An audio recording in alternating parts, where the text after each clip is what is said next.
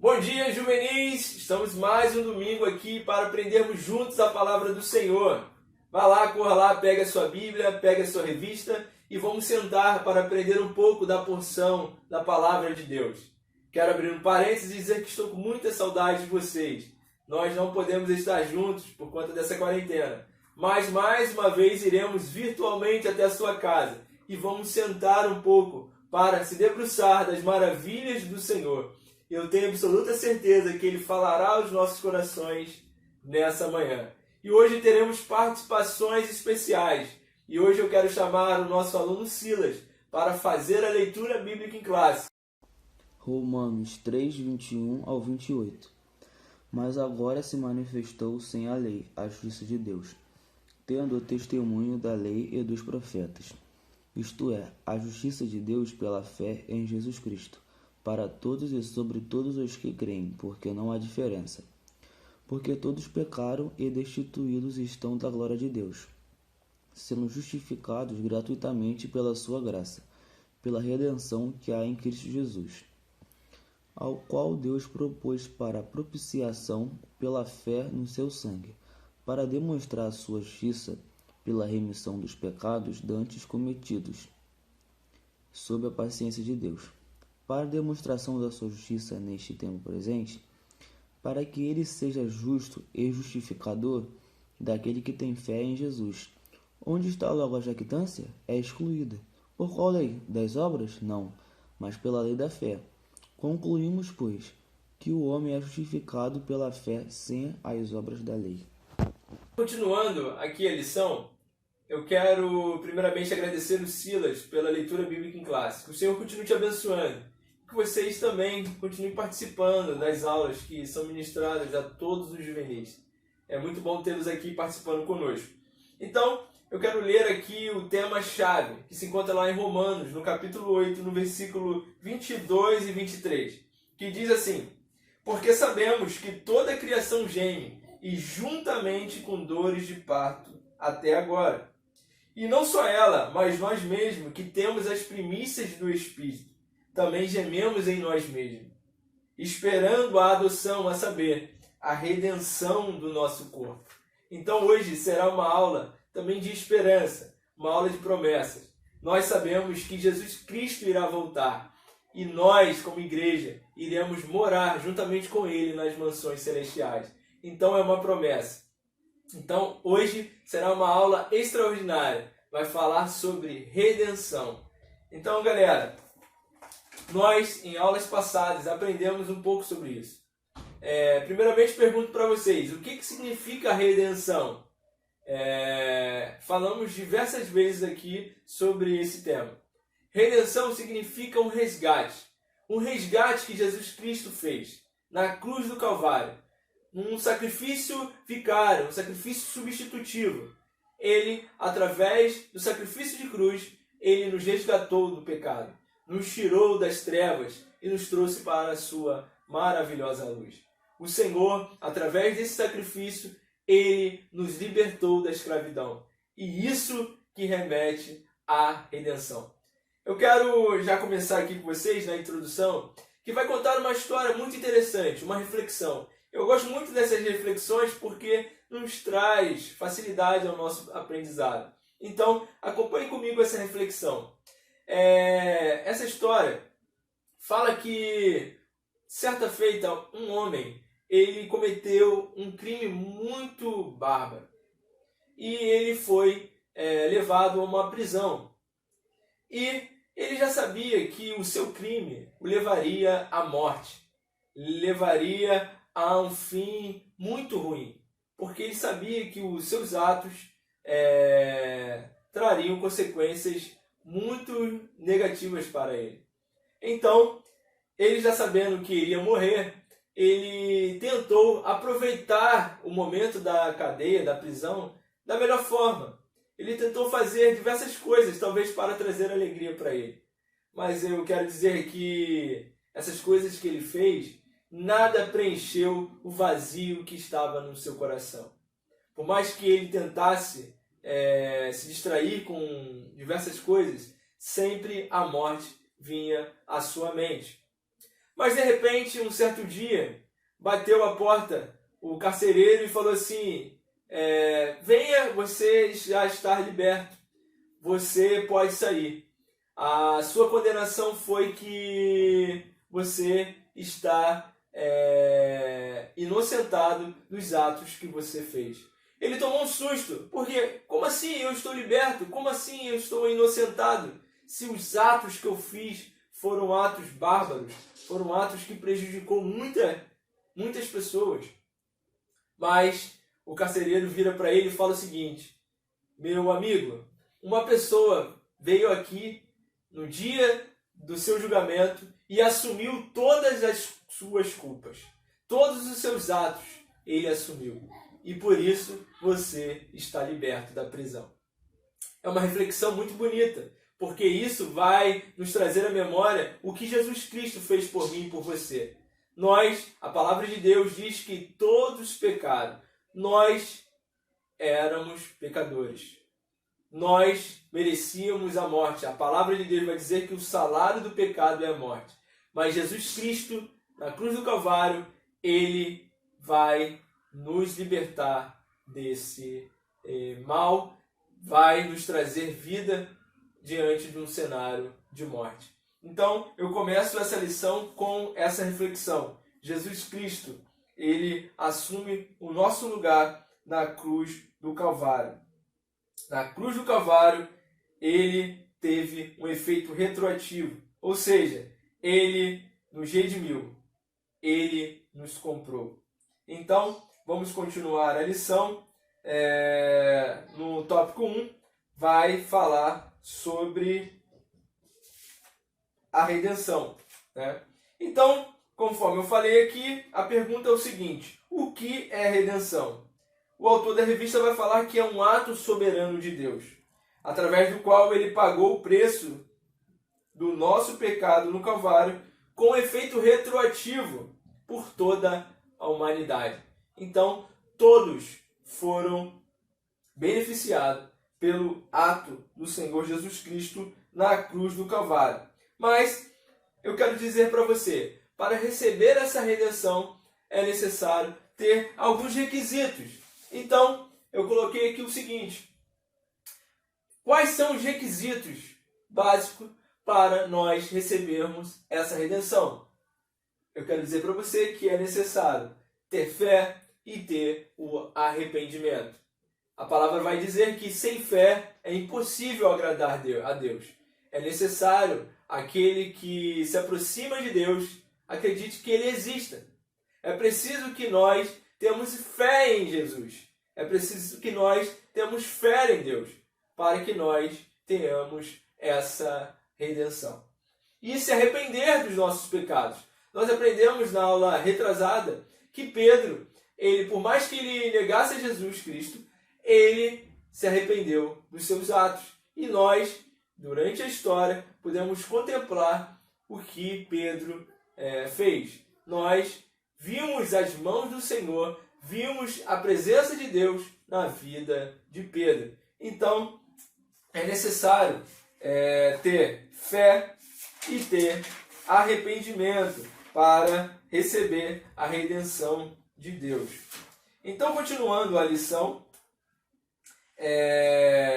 vai dizer o seguinte, que através da redenção de Cristo, nós recebemos a liberdade. Nós aprendemos na história sobre carta de alforria, não é verdade? Essa palavra significa liberdade. Então, fomos libertos através de Jesus Cristo. A palavra vai dizer lá em João 8,32 que conhecereis a verdade e a verdade vos libertará. Quem é essa verdade? Essa verdade é Jesus Cristo. Então, ela nos traz a possibilidade de libertação através desse conhecimento de Deus.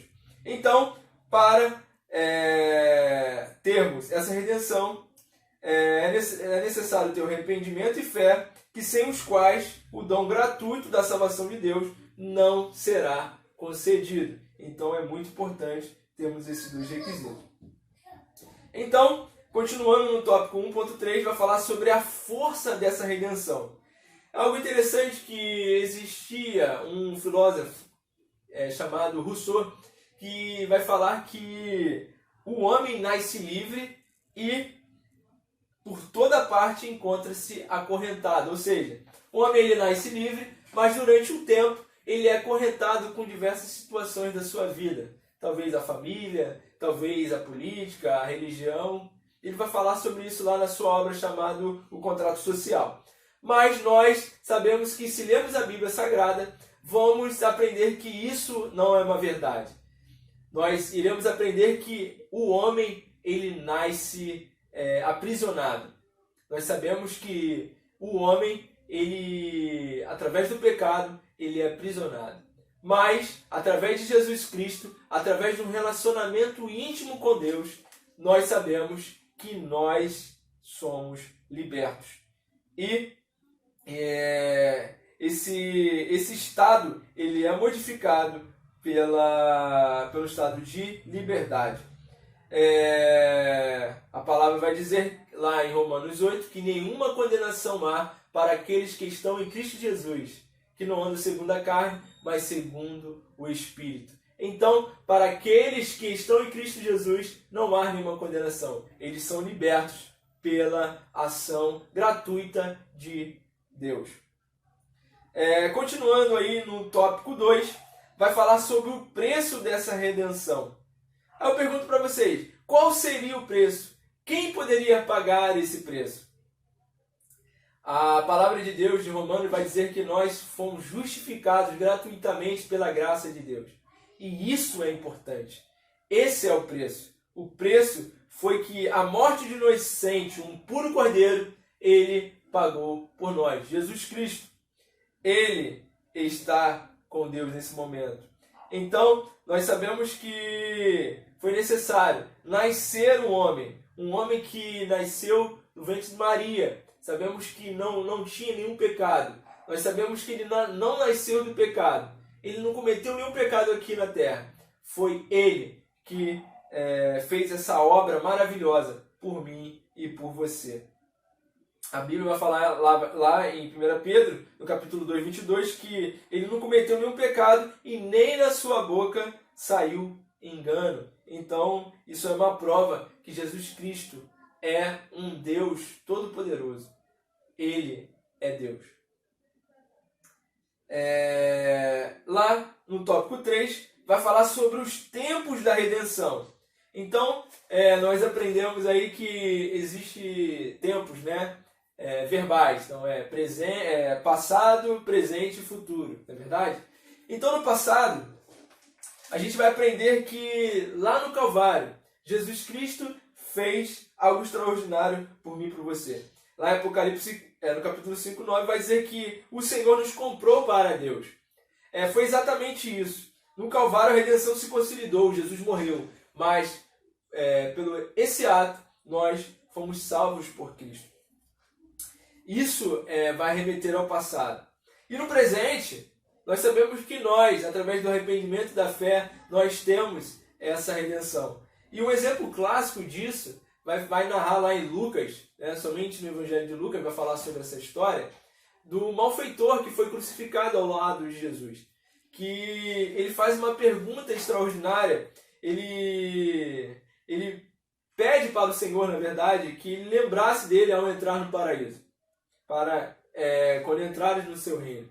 Então Jesus Cristo ele vai falar algo que impacta muito e que vai trazer um grande conforto para nossas almas. Vai falar o seguinte: em verdade te digo que hoje mesmo estarás comigo no paraíso. Isso mostra a abrangência desse sacrifício do Senhor na cruz do Calvário.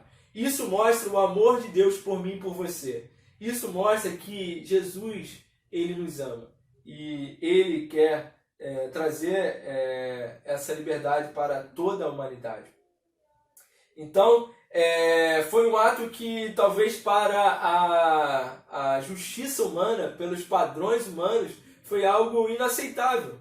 Como um malfeitor, naquele momento ali, ele pede perdão a Deus e ele recebe. Talvez isso para os padrões humanos é inexplicável. Talvez a justiça humana não vai explicar isso.